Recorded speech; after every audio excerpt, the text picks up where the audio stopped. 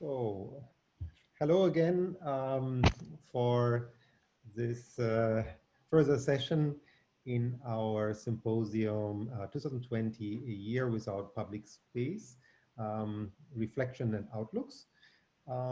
This session again will continue our discussion about cities and health and look at a specific topic, basically particularly looking at high density environments and informal settlements.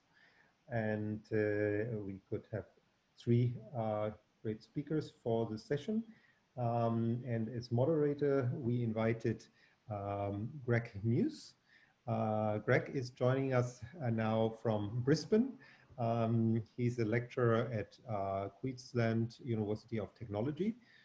And beyond his work at the university, he is very active with the Think and Do tank, as he writes, which is called Urban Synergies, which is very active also at the World Urban Forum and various UN Habitat events. And particularly looking often also at relationships, public space and children and so forth. So he will lead us through this session. Maybe before I give the word to him, if you have any questions during the session, you can always send it to us via the Q&A function here on Zoom. So Greg, I give the word to you. Thanks, Hendrik. Much appreciated, and warm welcome to everybody on my behalf. Just before I delve into the intro part, given that I'm based in Australia, I'd like to acknowledge the traditional owners of the country I'm meeting on, you, in the virtual room. In my case, I'm on the land of the Turrbal and Yugara people, and I pay my respects to their elders past, and future, past and present. And I hope we can actually have a meaningful conversation today around this pressing matter. So, and also I'd like to extend that welcome to any other potential First Nations members around the world which might be joining us today at this session. Okay, to further perhaps, and Hendrik already kindly outlined this, anybody, if you have a question which pops up in your mind throughout the session, we strongly encourage you to put it into the Q&A function. We've got a great facilitator team here on board, which will help me to moderate this session, and we will probably have enough time to go through all these questions. I'm absolutely delighted that we have a great panel of speakers together, very distinct people, and in the spirit of maximizing the time we've got on hand, I encourage you to go also to the website and read up on their bios directly and further in detail. And I think then let's approach it and let the content shine. So first, for all to just set the scene, just a few words on that topic. As has been established earlier in yesterday, in fact, in the seminar from very early on, that the density conversation around COVID-19 is not necessarily the cause here. It is very much related to connectivity and other aspects. However, we know the relationship between cities and health has become now the focus point, definitely because of COVID-19. Urban dwellers realize that, or actually are pretty surprised actually, or not surprised from our end anymore, how the natural and built environment really, what a significant role it plays to our health and well-being. The pandemic actually reinforced and in fact amplified inequalities across different societies and different urban systems in various ways, and has been characterized in these areas. So we started also to realize that these inequalities are multifaceted and multidimensional. The lockdown and physical distance measures have disproportionately affected particularly the vulnerable, low-income households, especially in the informal sector, where workers actually must leave their home to earn some sort of living. Working from home in favor of white collar people, like what we are, and high income workers who have the necessary amenities, they're actually being, less impacted in that regard. Similar online schooling applies to well-off households. However, if you're in a low-income family setting who needs to attend a school in an informal settlement context, technology is not necessarily enabled, and learning cannot take part in the way it could have been. So therefore, there are inequalities there too. Furthermore, there are the overcrowded nature of slums and informal settlements. Depends what kind of name you actually or brand you subscribe to. That is, we know that there make houses up to 60% in some cities around the planet. And these areas are often very poor serviced, and precautionally also, the locations, they are often means for them in these locations that self-isolation and physical distancing at best remains an illusion, right? So further, it is also not clear how physical distancing in that kind of context can be maintained. For example, in Davari and slum in Mumbai, it's quite a prominent big slum that has, for example, a population density, to illustrate that case, of 270,000 people per square kilometer. So this is, or in words, for example, the largest refugee camps, for example, the Cox's Bazar in Bangladesh, that has a population of more than 3 million people. So therefore, this kind of health inequality is very pressing, and I'm very grateful that we actually have been able together to take time to really shed light on this pressing matter. The COVID-19 pandemic and it provides a rare window of opportunity here, really, for local governments, institutions, activists, architects, designers, anybody who is passionate on the topic, to really question the way of how we've been designing and managing our cities, and think about these inequalities and what kind of position you can take, or what kind of agency you would like to embody here in order to make a meaningful contribution towards, so to speak, when he lent the wording of the new urban agenda, that leaves no one behind, how we can co-create together safe and resilient cities for all. So with no further ado, I'd like to hand over the floor now to Jean Wu. She's the director of the Jockey Club Institute of Aging at the Chinese University of Hong Kong. Please. Yes, thank you for inviting me to share my thoughts on this topic. So I'll share screen.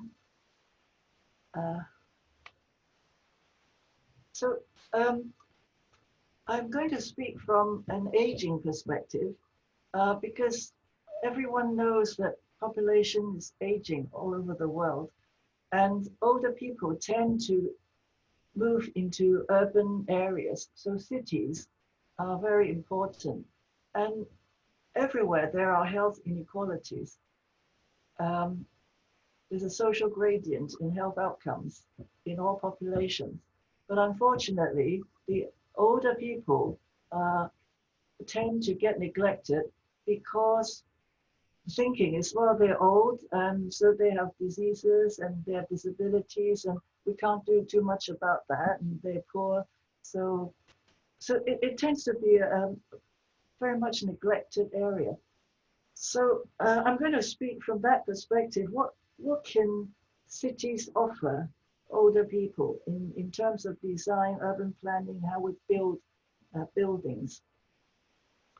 So if you look at this, I'm going to spend a couple of minutes to talk about how we should view aging, health in older people.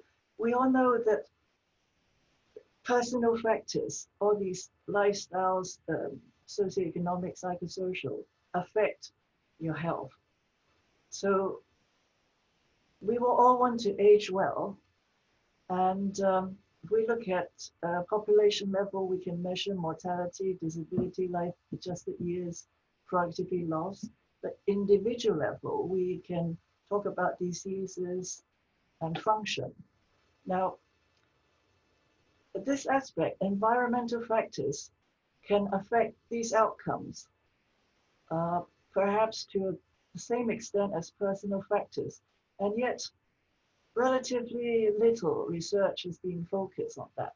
So we're all into legislation about stopping smoking, but we don't talk about what's the government policy about open spaces in home and neighborhood environment, and even climateric stress. Another problem we have to target is most people focus on non-communicable diseases. So if this is age 60 to 100, when you're the younger, older population, we tend to hear a lot about hypertension, diabetes, heart disease, stroke, cancer, etc. But these blue syndromes, the geriatric syndromes, are things that happen to you as you get older, with or without these diseases, are equally important, and they by themselves increase mortality. So you have different strategies to tackle the red and the blue. And I think that community-based strategies are very important in tackling this, so that we not only live for longer, but we maintain function for as long as possible. So that is a very important goal when we talk about health in older people. Now, Hong Kong is a very good lab because it's very small, very compact, but actually only about 50% of the space is occupied by buildings. So we have huge variety where we can examine how different environment can affect health. So this is open space. This is just high rises. So I'm going to show you 4 slides with 4 outcomes. This is quality of life, the physical aspect of quality of life. This is path analysis. And we look at different districts in Hong Kong. So for example, the reference district is Sha Tin, and you can see that the district itself has a direct pathway that impact on quality of life, the physical component. So obviously, it also has impact on socioeconomic status, and also diet, alcohol, smoking, physical activity, and so on. But the important thing is that there's an independent pathway, a geographical impact, if you like, on physical health. Similarly with mental health. Now, frailty index is something that as you get older, you become frail, even without disease, and it increases mortality and disability. So again, there's a direct pathway from the district to impacting on frailty. And then, of course, mortality. So it's very consistent. It's something about where you live, the physical environment, that directly impact on health. So this is a summary of what I've just shown. And we need to find out more about these district effects. So this is all from a result of a cohort study of 2,000 men and women living in different addresses in Hong Kong.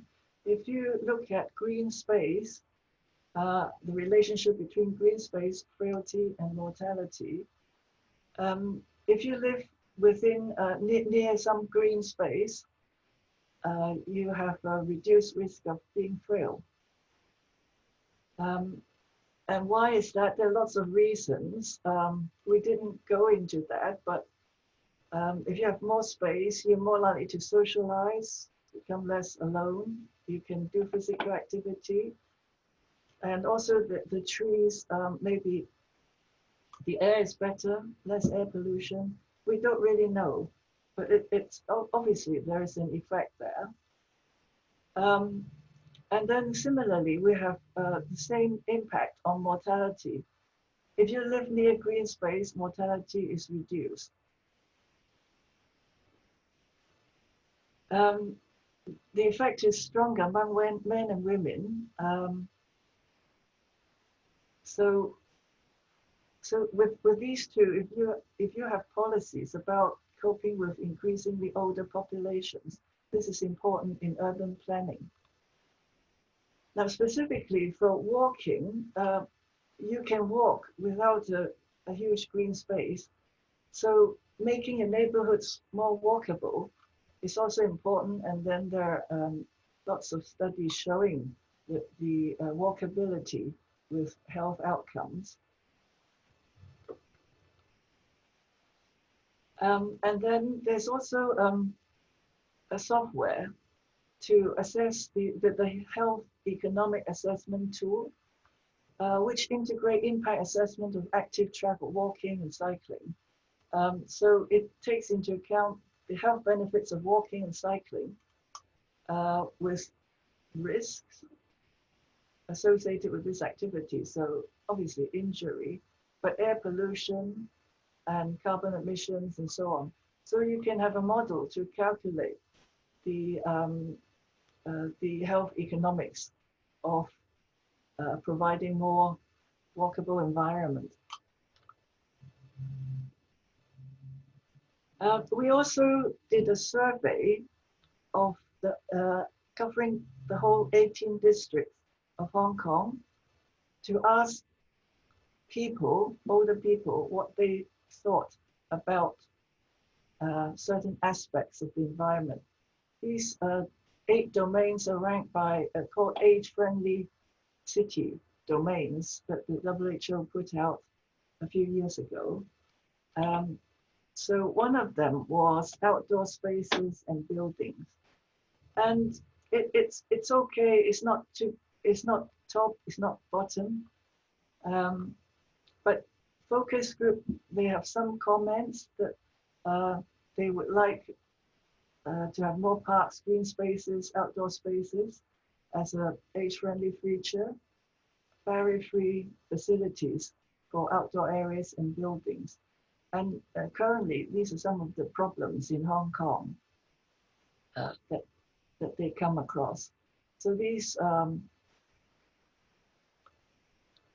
so they have suggestions about how we can improve things, improve community facilities, such as exercise and facilities and drinking fountains, etc. This is really just to show that we can engage older people themselves to create.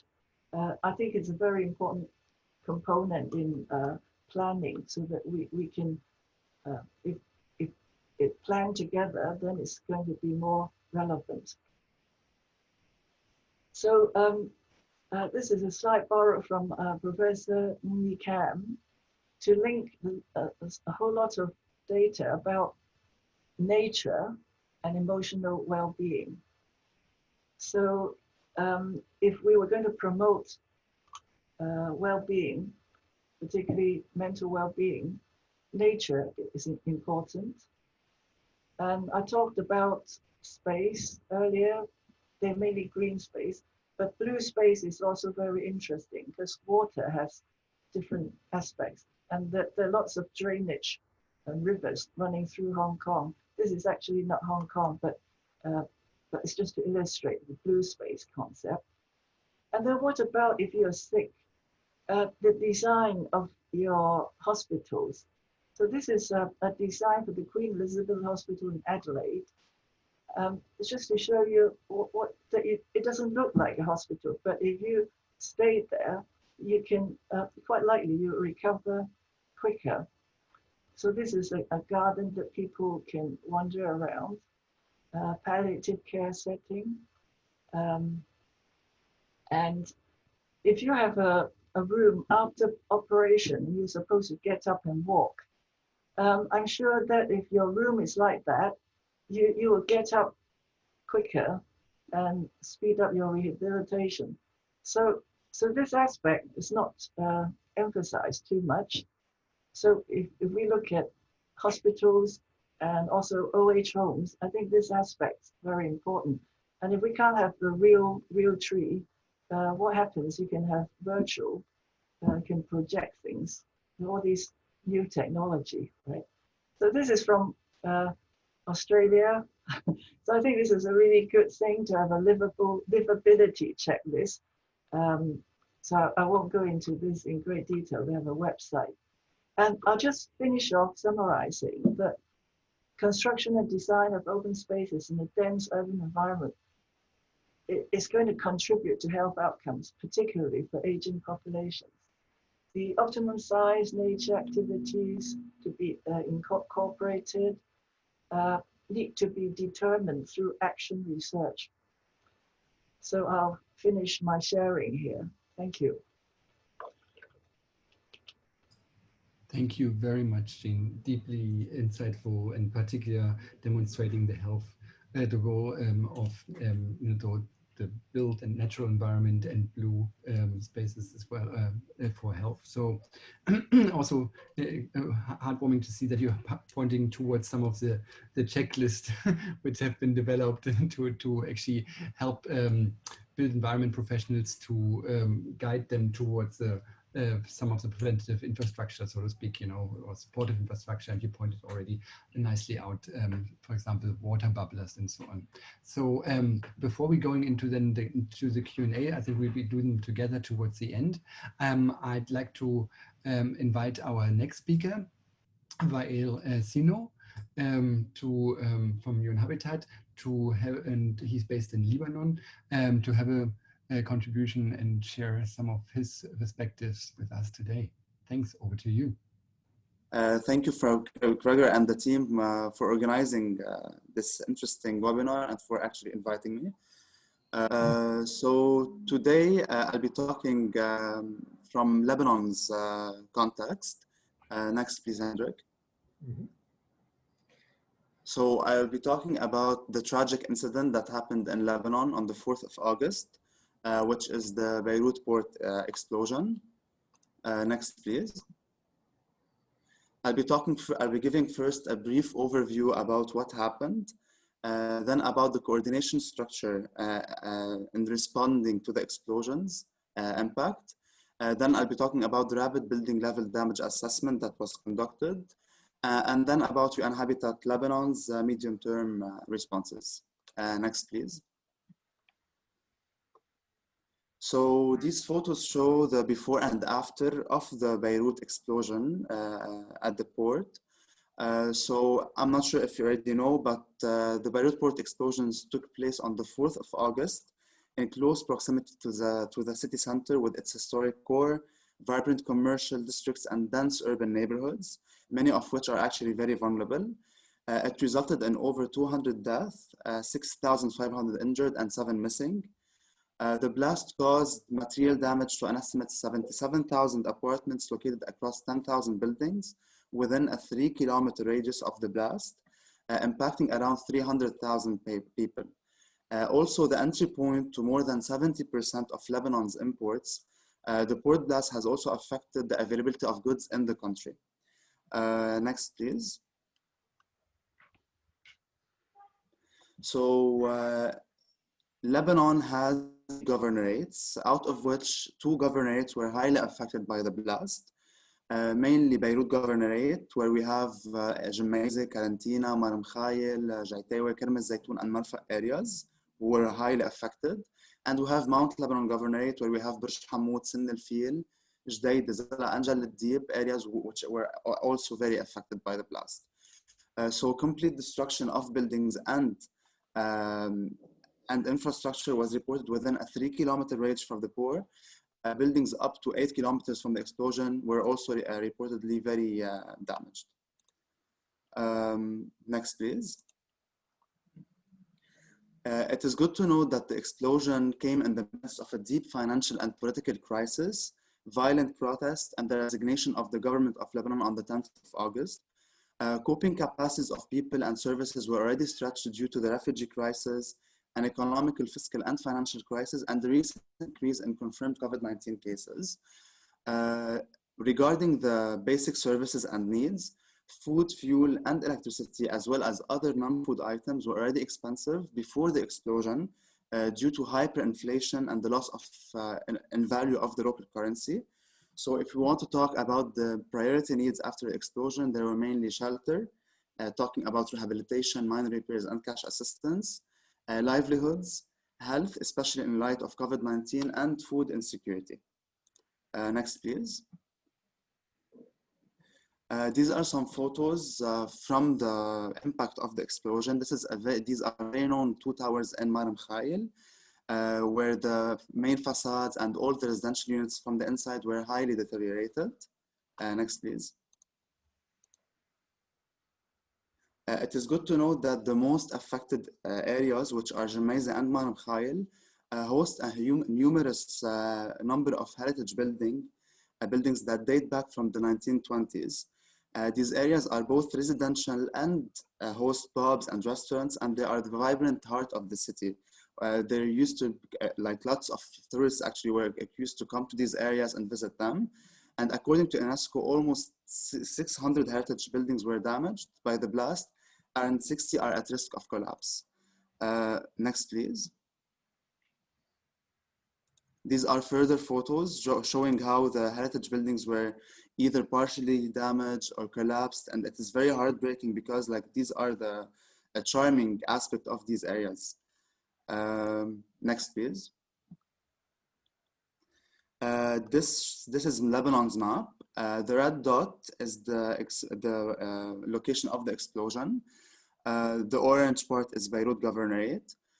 So this explosion affected Beirut, and I'm not sure if you see here the orange line, it affected also the built-up area of Beirut. So many areas were damaged and affected, people were dead, so it was very a horrific incident. Next, please, Hendrik. This map shows the population density in Beirut and its surrounding, and all the outlined in blue are the affected areas. So you see like lots of highly populated areas were actually affected by the blast. Next, please. So the most important part is like after the explosion, how the relevant entities reacted and how they responded. So we had three main entities, which were the Emergency Operations Cell, EOC, Forward Emergency Room, FAR, and the local community. Next, please.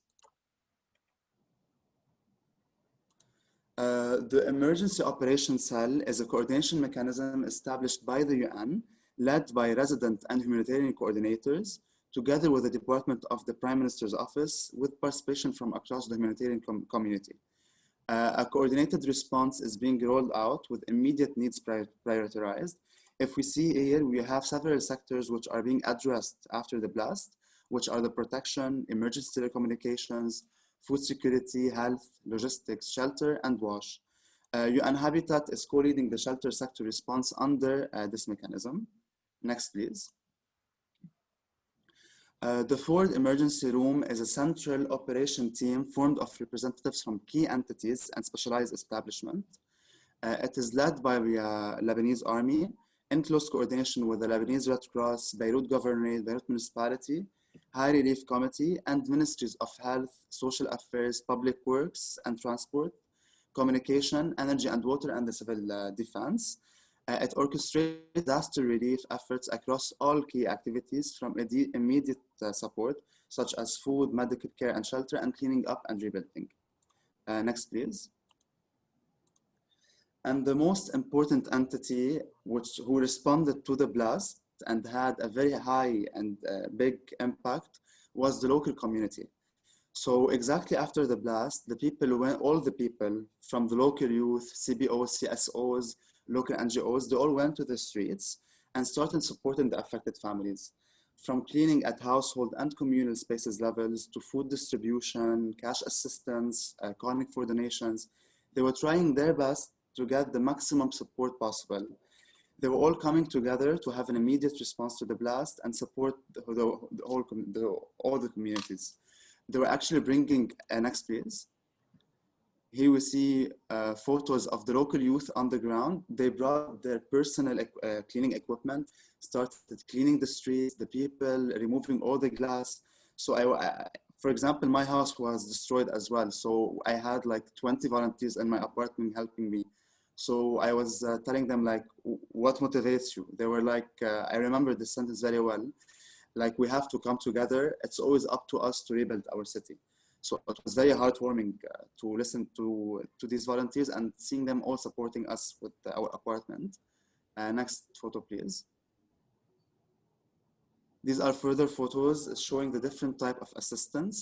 It was really heartwarming seeing the real meaning of the community. From one side, you have the affected families devastated by the blast, and from the other, seeing the local youth volunteering and supporting them. Like, they made them forget even for a few seconds the trauma that we've passed through and the houses and properties that were destroyed. Next, please. So now I'm moving to the rapid building level damage assessment. So as I said earlier, the port of Beirut explosion resulted in loss of life, injuries, and destruction of vast urban fabric in the blast affected areas. So in order to understand the extent of damage at the building level, UN Habitat supported Municipality of Beirut and Municipality of Burj Hamoud in undertaking a rapid exterior visual survey at building level. Next, please. I'll be taking the example of Municipality of Burj Hamoud, which is located, as we see on the map, from the red dot, less than 2 kilometers from the port of Beirut. It is composed of 7 sub-areas. Next, please. So as a methodology, there were several steps to do this assessment. We conducted several preparative, consultative, and coordination meetings. There was an agreement and development of the assessment and the mobile app, and division of the sub-areas into zones, then training and divisions of teams per zones, then field data collection, then press conference. Next, please. So exactly after the explosion, UN Habitat team met with the Municipality of Burj Hamoud, who requested from us to support them in a damage assessment, since UN Habitat works since 2017 on gathering data via GIS under the Neighborhood Profile Project. Next, please. So we did coordination and consultation meetings, which were coordinated and conducted with PCPM, an international NGO, NABA, a local NGO, and Beirut Arab University and the Municipality of Burj Hamoud to discuss the methodology of works. We did several meetings. Next, please. So during these meetings, we agreed on a questionnaire, which was adopted by the Municipality of Beirut as well, which include the following questions. The lot number, the building number, level of damage, is it a not affected building, affected with minor or major damages, or there's a risk of collapse? Do we need to evacuate? Number of floors, units, building use, is it residential, commercial, educational, and affected facades and quantities, like glass and aluminum, sliding doors, balconies, cladding, external walls. Next, please. Then we incorporated this questionnaire into a mobile app. So all these data will be collected into a GIS platform. So all the findings can be shared with all active partners in a clear, systematic, and organized way. Next, please. Then we divided Burj Hamoud into zones. Each sub-area was divided into a zone based on its size and its urban density. You see that some areas were divided into 10 zones, while others were into 4. So in total, we had 40 zones to be assessed. Next, please. We created 40 teams. Each team was composed of 2 engineers. We trained the team on the mobile app and on how to collect data. Next, please.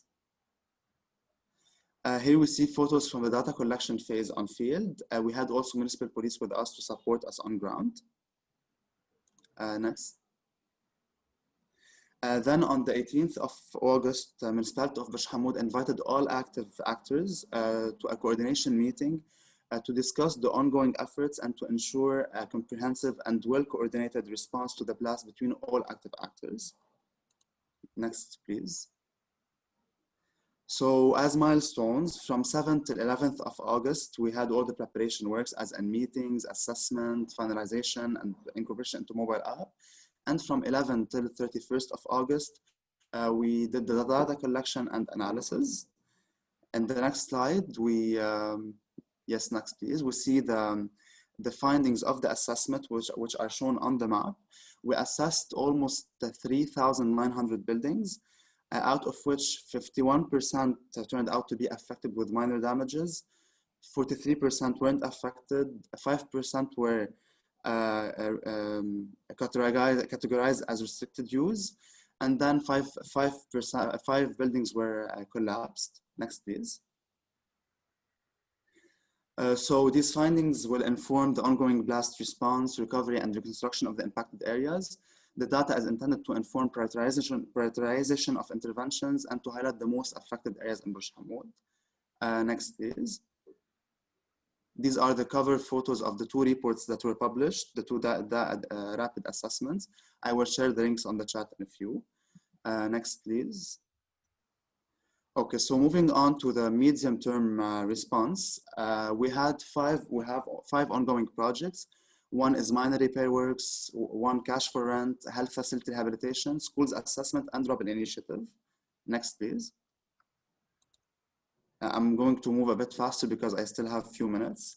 So the first project is the objective is to support vulnerable families in restoring their houses that were damaged during the massive explosion. The project duration is 4 months. We are benefiting 100 families. It is located in Burj Hamoud. Next slide, please. Here we see some photos of the damaged shelters. Next. So as steps, we are first going to review the conducted assessments and derive data, then develop a criteria to select the most vulnerable families, then select households to be supported, then conduct technical assessment and BOQs for the affected shelters, and then we have the repairing works, the payment, supervision, and monitoring and evaluation. Next slide. These are the shelter sector of the UN allocated for each partner based on their budget, the area of intervention. Next, please. Second project is to ensure, the objective is to ensure shelter options for the most vulnerable families evacuated from their homes. The duration of the project is 6 months. We are aiming to benefit 800 families. The project is located in Beirut, mainly in Manam Khail and Karantina, the most affected areas. Next slide, please. Here we see some collapsed buildings in the affected areas. Next slide. The project is composed of 3 main components. The first one is shelter, where we are identifying most vulnerable families and individuals based on solid criteria. Then we are providing them with cash assistance to rent another shelter. The second component is to conduct awareness raising sessions on human rights, SGBV, and child labor. And the third component is the health, where we are going to conduct awareness raising on physical distancing and hygiene responding to COVID-19.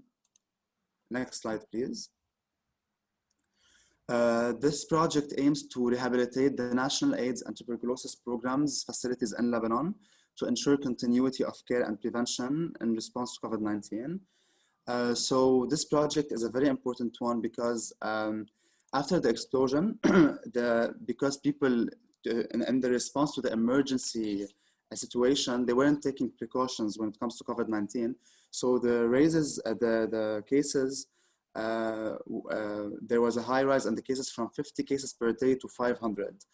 And this facility used to support the people with HIV and tuberculosis. And you know that people with chronic diseases are more exposed to the COVID-19.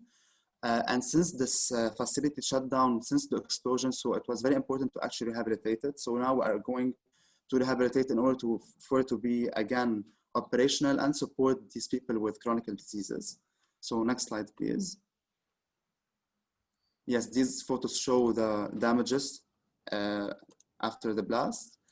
So next, please. As a steps, we are done with the preliminary assessment and the tender documents. Then we are going to launch the solicitation process. Then we are going to recruit a contractor to do the rehabilitation works, then handing over to the managers of the facility, and then UN Habitat's final withdrawal. Next, please. Additionally, this project is private schools assessment initiative. In order to support UNESCO and the Ministry of Education, and in coordination with frontline engineers, we actually, and we had 150 volunteers on board. We did the assessment of the private damaged schools due to the blast. And now we are going to launch a report that shows the assessment in order to receive some funds to rehabilitate some schools. It took one month also, approximately to actually assess all these schools. Next slide, please. This photo shows the volunteers taking measurements of the schools and finalizing the BOQs. Next, please. The final project, which is planned, is the Rubble Initiatives. So municipality of Beirut supported UN Habitat with its rubble removal initiative, which took place across all public domains surrounding the affected buildings in collaboration with several municipalities. So all the rubble was then disposed in a land owned by the municipality. The project has two main components. The first one is reforestation, where we are aiming to turn all these rubble into landscaping quarries, where we are going to crush these rubbles and turn them into soil to cover these landscaping quarries. Another component is to extract the non-recyclable material, rejects of glass and plastic, ROGP, from the rubble and use it to create structures such as benches, flower beds, urban public furniture, to be implemented then in the affected areas. Next slide, please. These photos show the land where we put all the rubble from the affected areas. Next, please. And that's it. Thank you so much. And I hope I didn't take a lot of time, and ready to answer any question. Thank you. Thank you very much, Rael. Deeply appreciated. And very interesting as well to talk about a humanitarian response to such a catastrophe, which is, really devastating. Yeah. Within a pandemic. It's quite unique, I think, situated. And before I'm opening up to the floor, and I encourage everybody of our participants to really take advantage of the Q&A function. Perhaps maybe you wish to let the presentation sink in for a while. So therefore, I would probably normally would now hand over to our next speaker, but I'm not sure if our next speaker, Katie Suresh from ActionAid, is actually with us at the moment. Doesn't seem to be. So maybe there's another way to make some of this contribution available. If for anybody out there in the audience who was interested in an Indian context, perhaps I would like to refer you back maybe to the first session which we had at the beginning of the symposium from Mahak. That contribution was directly framed around COVID and public space in the Indian context. So maybe then please source some of the information from there, but also on the website there is a great contribution of KT Suresh from that perspective what he was talking about before on the Indian context, so you might find that useful as well. So that means actually we have a bit more time for Q&A, and maybe I'd like to perhaps pose the first questions, maybe starting with you, Rael. I have you on the screen right away. In particular around on that notion that we are experiencing this unique moment in time where both unfortunate incidents occurred, and keeping vulnerable people in mind. And the particular role public space then actually also plays in disaster recovery in a humanitarian crisis. The evaluation you briefly touched on, did it touch on particular elements of that dimension as well, or was actually the evaluation framework you applied an overall generalized one, and you had to customize it to find nuanced aspects of it? Maybe you would like to have a few words on that. Yeah, you mean like the response, which dimensions did it touch during this? Yeah, so, and what kind of, what were your findings in the evaluation particular during this kind of unprecedented situation? Yeah, so as you saw from the presentation, this tragic incident not only affected the very vulnerable people, it affected the whole residents from all age groups, all the marginalized community groups as well. So it didn't only affect the physical conditions of our houses, our properties, it affected also our mental health. Like, we are still traumatized from this incident.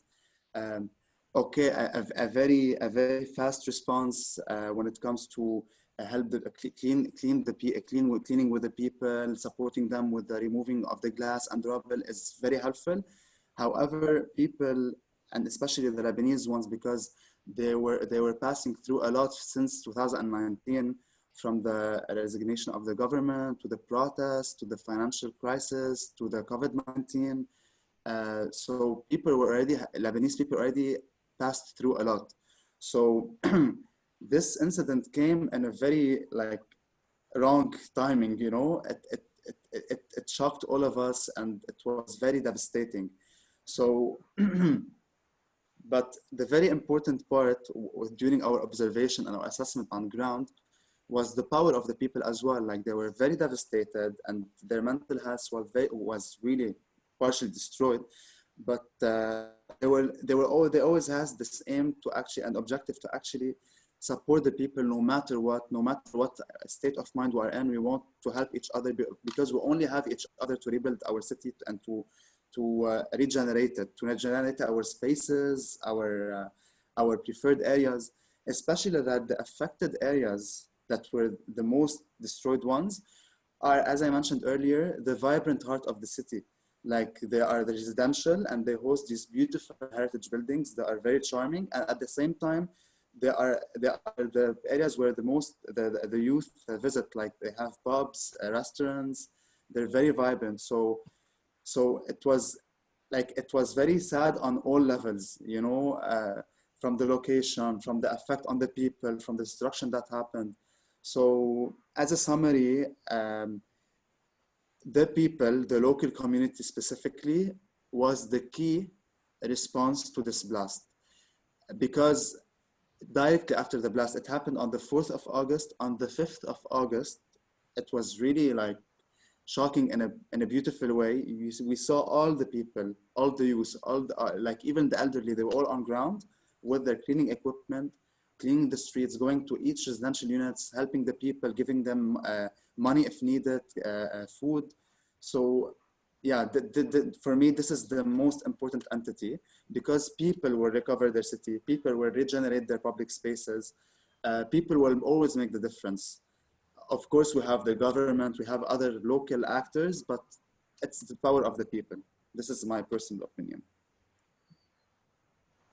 Thank you very much. Particularly on the people notion, which I'd like to just echo, and also linking it back to the role of public space in that such a disaster is also, you touched on that a bit earlier on, that when you said the people for the food distribution, you know, the street spaces were so important, right? In such disaster. So you have on one hand the buildings, all the gravel and all this just falling over. So you have to be clearing passageways through, and also then the literally the lifeline of cities, the streets, right? So, and therefore, almost in a double meaning, they became even more essential because they delivered the necessary essential goods and services to those who were in need most in that society. And I think if I understood that right, then this is perhaps the most important health message for anybody of us in the public space research community or activist community. So that this is another validation in a humanitarian crisis context, how important the public space and the typology of street space there is in order to enable overcoming disaster and immediate state of crisis, right? Yeah, exactly. You mentioned a very, very important point. Like even now, we still have, exactly after the blast, we had all the street, and local NGOs or individuals, they put tents, they put aids, be it medical aids, food assistance, water, all kinds of assistance were in these tents. So they transformed these streets, which are public spaces, into services, you know, like you just go, if you need anything, you go to this tent, you tell them, for example, we have this family that needs this kind of support.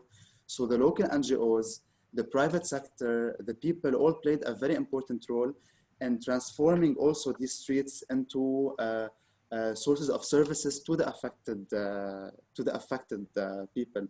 It is also good to note that also the notion of public spaces in Lebanon is also a bit not successful, let's say, because we don't really have access to public spaces. Like when it comes to gardens and parks, we have very few in Lebanon.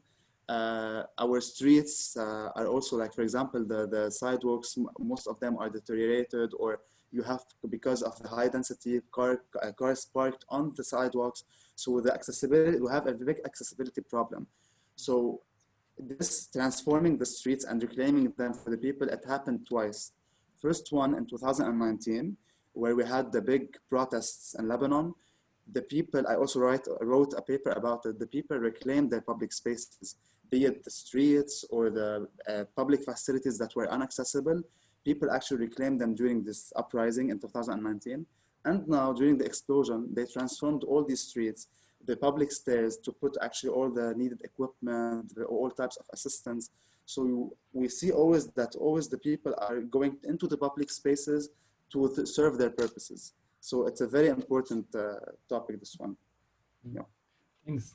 We're getting now actually a couple of questions coming through from the audience. So I withhold my further questions, and I'd like to refer now back to some of these questions. So let me read out the first one, for example. What is the end life of buildings that were identified to be collapsible after people were evacuated? Perhaps that is for you, the question. No, regarding the building that had the risk of collapse. In this case, we directly reported to the municipality, and then the municipality sends an official report to the owner of the building in order to evacuate. Sadly, they don't provide with an alternative solution, but their responsibility is to actually inform the owner that the building is at risk of collapse, and he or she needs to actually evacuate. This is what in Lebanon is usually is done in such cases. Then there's another question for you coming through. Yeah. There is also, besides the physical hard infrastructure, repairs, rubble, mountains, can you share a bit of the social resilience in this hard post-disaster period? I think I just talked a lot about this social resilience when I talked about the power of the people, how they reclaim the public spaces to transform into source of services to the affected families, how they actually were the first ones to respond to the disaster while our government wasn't active. The people actually were responsible for the response from their own expenses. Calling for donations, asking for support from abroad. So the people actually did everything. Like when I say people, it's the local community, the local youth, the community-based organizations, the local NGOs as well. Everyone came together in a well-coordinated response to respond to the needs of the people. So the social resilience was the most important component in this response. Very good, thank you. Also, perhaps I'd like to hand over, and there's a question for our other presenter, for Jean. So Jean, please, perhaps it's framed around more a comment, but I think there's opportunity to actually enhance that comment and also respond to that. So there was this, first of all, thank you very much. That was a very interesting presentation here from Jurata.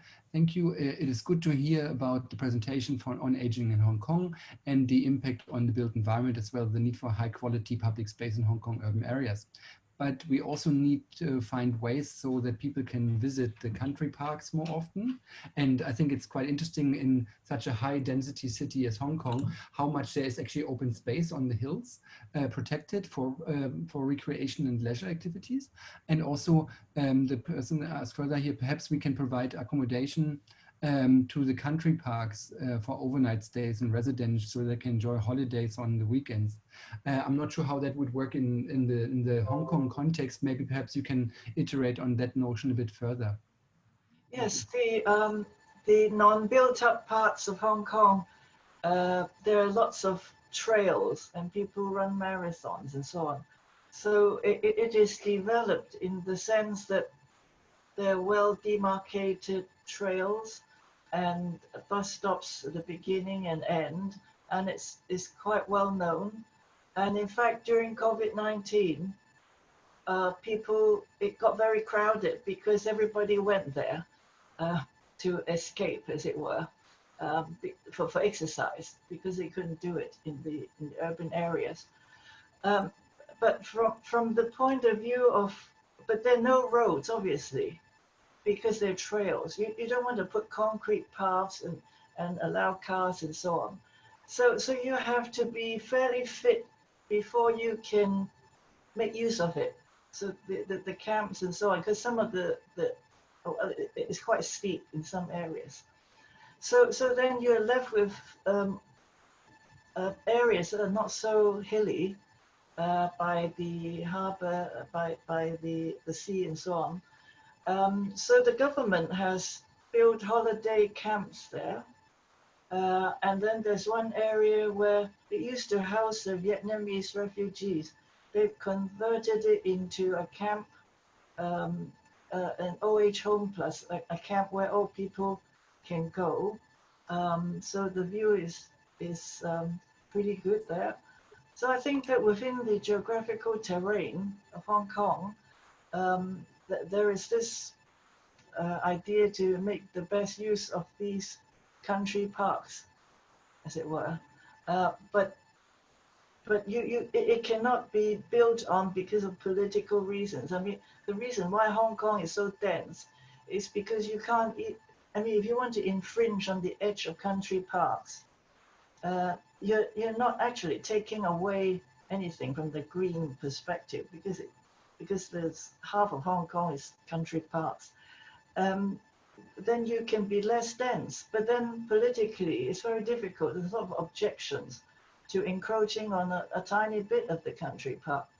So the whole thing is really, to me, it's a bit out of this world, because then the government is forced to fill the harbor in order to get more land to build, to expand, to reduce this density. So it's a bit unbalanced here. Thank you.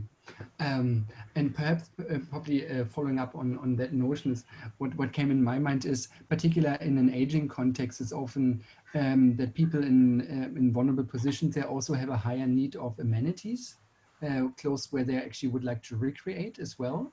So let's say you mentioned earlier, for example, water bubblers, particularly in such humid climate such as Hong Kong and hot climate, it's quite important to keep hydrated, but also with hydration comes also that you have to release that as well. So Yeah, actually, right.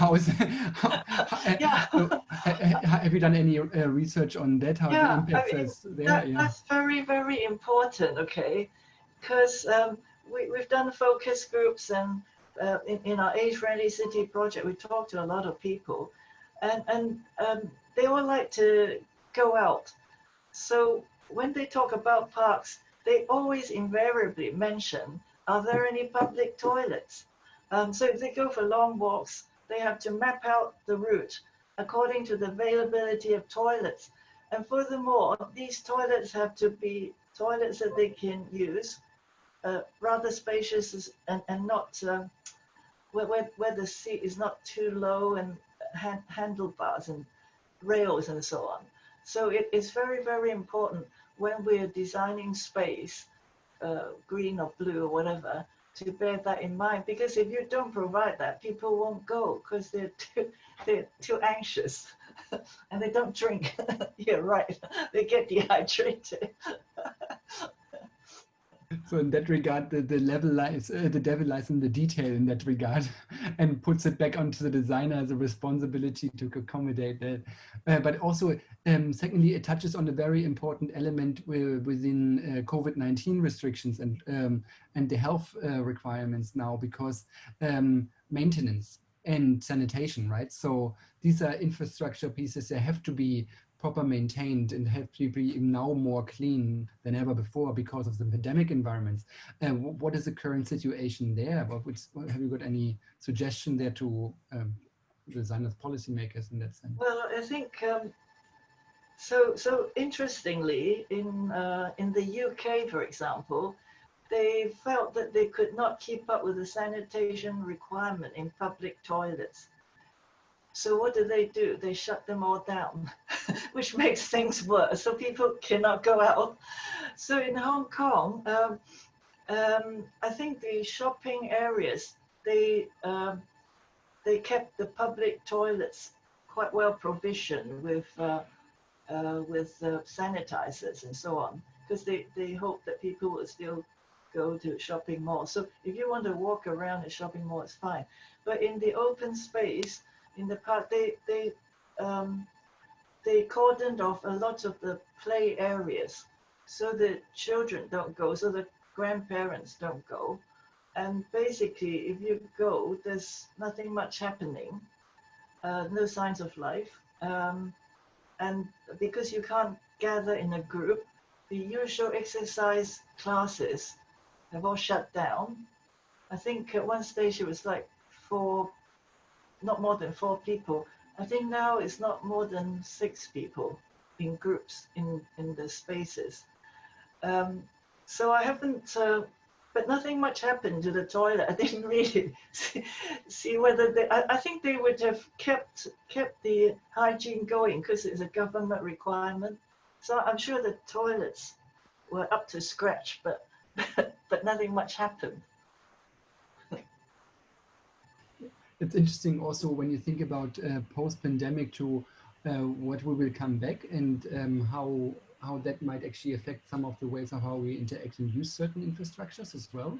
I mean, there are certain parts, I'd say, you know, an Australian example, a case study where we're actually quite privileged because we have such low numbers that people actually go out in appropriate space quite easily and with less of concern again. But now it's other parts of the world going through a second and maybe some of them a third wave now. I think then that will have actually potential longer alarming implications for habits of people, like particular when you talk about people of higher age, they're actually much more receptive to safety in so many respects, right? And safety comes back into that because of the distance and the fear. I think there was also at the beginning on the first day, yesterday, I think Thesa Lowe also touched very briefly on when she interviewed people in New York case, how they feel in terms of safety in public space from an aging perspective. Have you anything similar to report on any responses from people in Hong Kong? So older people, obviously they are afraid of catching it, and so they tend to stay indoors a lot. But then their living environment is so cramped that the usual habit is that they go out every day anyway, because the home is so small. So they're still able to do that with mask on and then buy their food from the market. So I think this fear wouldn't have cramped their use of open space because their living space at home is so small anyway. They cannot. I mean, they'd be more miserable staying in. And most of the public housing estates have sort of courtyards. They're quite well designed, so with a lot of chairs. So a lot of people just sit out there. So they keep their distance, but they can, you know, talk to each other and look around, look at activities. So I think post COVID-19, I don't think they will be much affected, except that they could do more. They can restart their Tai Chi groups or whatever. So thank you. So almost like you're coming back to this old normal in terms of behavior, established routines, so to speak. Yeah, brilliant. Thank you. I'd like to continue with the questions, and I'm bouncing back now again to Wael, if you don't mind. So there's a question like from Mary Chen, and let me read that out. For disasters to cities happens, it is very encouraging to see community come out and help to rebuild and see people helping each other. So however, prevention is always important to prevent disasters to happen. Is there any action or plan being carried out to assess buildings infrastructure within the city as well as outside the city to assess plan and for actions to upgrade buildings and infrastructure to prevent future disasters to happen? Yes, thank you, Mary, for the very interesting question. Regarding the prevention, we all know that such disasters preventions are the government's role. So obviously, we don't have prevention system because such a disaster happened. So if we had a prevention system, it wouldn't have happened. And I'm not sure if I told you the reason of the explosion was because there was nitrat ammonium in the port and something happened and it exploded. We shouldn't have had nitrat, such a material, such an explosive material in the heart of the city in the first place. However, the municipalities play a very important role on ground. So like they are the local actors. So regarding such assessments in order to prevent similar, hopefully not similar disasters, but disasters, let's say, the municipalities always tries to do like assessments of the buildings, of the infrastructure, even though they are understaffed. That's why municipalities work really closely with the UN system, UN agencies, local and international NGOs in order to support them in such assessments. And this is why in my presentation, I talked about the rapid building level damage assessment, where the municipality requested from us to support them in order for them to see the level of damage in their district. So it's always a coordination between the municipalities, which are on ground, and the UN agencies and NGOs and local NGOs to actually assess. And for example, if we know that in this area, we heard that there was some more negative impact, the municipality requests from us to go on site. We do it voluntarily, do the assessment in case it turns out to be that we need to do some rehabilitation works. With the municipality, we draft a proposal, submit it to potential donors to receive some funds and implement such changes and rehabilitation works. Yeah. You're on mute, I guess. Sorry. Yeah, it has to be at least happening once, you know. This is a Zoom, you know, courtesy thing now. From Josephine Mazonza, there's a question to you again. And then I hand over once more to Jean, and I think then we're coming perhaps to an end for this session. Again, just out of curiosity, Josephine has this question. Have there been any instances of sweet equity? So I think positive narratives here. Can you report on any cases where such positive messages of where the local people were willing to help and engage in voluntary construction shelters or for the vulnerable and homeless to offer free labor or cleaning rubble? And she asked if there has been any encouragement and support by UN Habitat directly given to this. Thanks. Yeah. So as I said earlier, after one day of the blast on the 5th of August, all the people went on the streets and started voluntarily supporting the people, cleaning with their personal cleaning equipment, providing assistance, all types of assistance.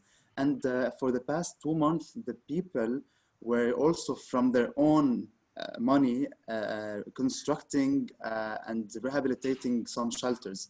So it is actually being done by the local community.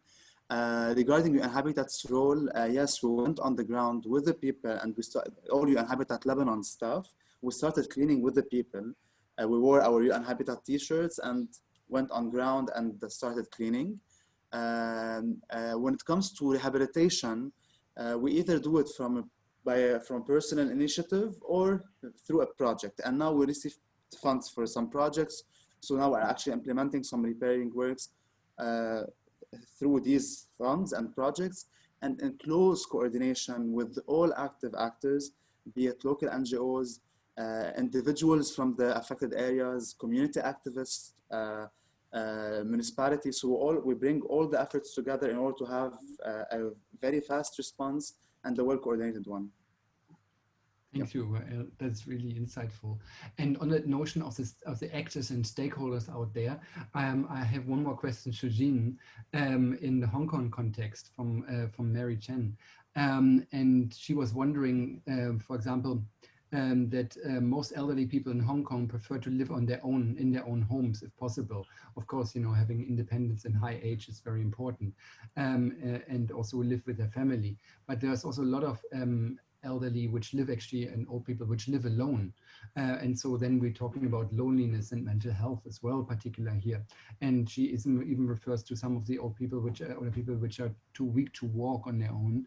Do you have any suggestion how they can be helped during COVID-19, and also how they can enjoy public open outdoor spaces and stay healthy? And also she was wondering, are there any government or NGOs or other institutions who offer programs to provide such assistance and enable quality of life for them?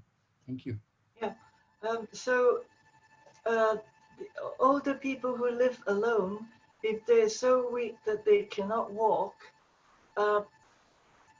they usually, I mean, there are very few of those. If they can't look after themselves and they're really alone, the government, after assessment, would place them in residential care. However, a lot of them have domestic helpers because they don't like to live with their families, but the family arranged to have domestic helpers to help them. So if they have domestic helpers, then things are easier. So there's a lot of support from the community, from NGOs. There are many NGOs working independently or with government subsidy, so they can provide Meals on Wheels, home care, and there are some NGOs who take them out to the park and so on. There are also a whole lot of, the government has created a whole lot of daycare centers where you can go for the day, and they provide transport. So when you're at these care centers, you can socialize, you can eat, you can have rehabilitation, and these centers arrange social activities. If the weather is good, you know, they can go for a group visit to the park and so on. And the government provide a subsidy according to their means. So if they have no money at all, the subsidy from the government practically covers everything. If you have some income or savings, then you get less subsidy. But these these are called daycare vouchers, means tested, in the past 3 or 4 years. A really good thing, helped the elderly a lot. And then there are lots of charitable foundations, particularly during COVID-19. The biggest in Hong Kong is the Hong Kong Jockey Club. So they make sure that older people have masks so that they can go out, to help get volunteers to buy food for them if they need, to provide you know, technology, internet subscriptions for them if they need, to interact with the social centers. So the whole sort of unofficial social support is actually, again, very good during COVID-19. Thank you, Jean. And with that in mind, actually, we're reaching also the end of our session now. And please, you know, join me in doing applause or like a thumbs up to all our presenters. It's been a very insightful and engaging conversation around our theme of this symposium, and I'm really grateful to have a chance to, you know, just also meet you on the screen and also learn from you and with you about these pressing matters. So with that in mind, I'd like to call slowly for a closure. We're actually we're in a lucky position because, or in a fortunate position, because we're the last session before we're coming to the final panel, and it's quite exciting. So I'd like to encourage everybody from the audience to not go off and do other things. Maybe perhaps just go a little toilet break and then join the conversation again for an overall round table discussion and closing remarks with a great range of speakers, including Jim Walker from Walk 21, Josie Chong from the Global Public Space Program, Luisa Bravo, founder and president of City Space Architecture, Maurice Hartefeld, who's from the TU Delft, or is it team left? Yeah, Absolutely. and also then chaired by Hendrik. So thank you very much. What I take away from that session here is that people power matters. No matter that physicality, what we're dealing with, is never permanent. It's always subject to change. Unfortunately, it can happen destruction through disaster, but at the end, people bounce back. So again, that means the power of change and the sense of agency really first starts with the people by caring and turning a compassionate side in themselves outwards and giving a helping hands to your peers. And public space is literally the space in the city where we come together to see and really share across, no matter how poor, how rich we are, that we all have a shared experience here. So thank you very much again for this opportunity, and all the best to you. Thanks. Thank you very much. Also from my side, Thank and you very much. I think who wants to join our final session, you have to get off. I will close this session, and you have to re-log in with the link for that last session from our website. Okay, so thanks again also to Greg, our great moderator for this session, and because you were also with us through the whole series of events. And also to while I think you joined us last time when there was not yet explosion, it was more about COVID, and then another disaster hit. But it was good to hear from you, and all the best. And great to see how you try to. Thank you so much. I just want to add one thing. I sent on the chat the links of the assessments. I'm not sure if you received them. And again, thank you so much, Greg, for moderating this session. It was a very nice one. And thank you for the team for all your efforts and all these interesting webinars. Thank you so much. Bye-bye, Wael, and bye-bye. That's for you. And also Jean Wu, I think she just left. Okay, yeah. So see you later in the next session, hopefully. Okay, bye-bye, bye-bye, bye-bye.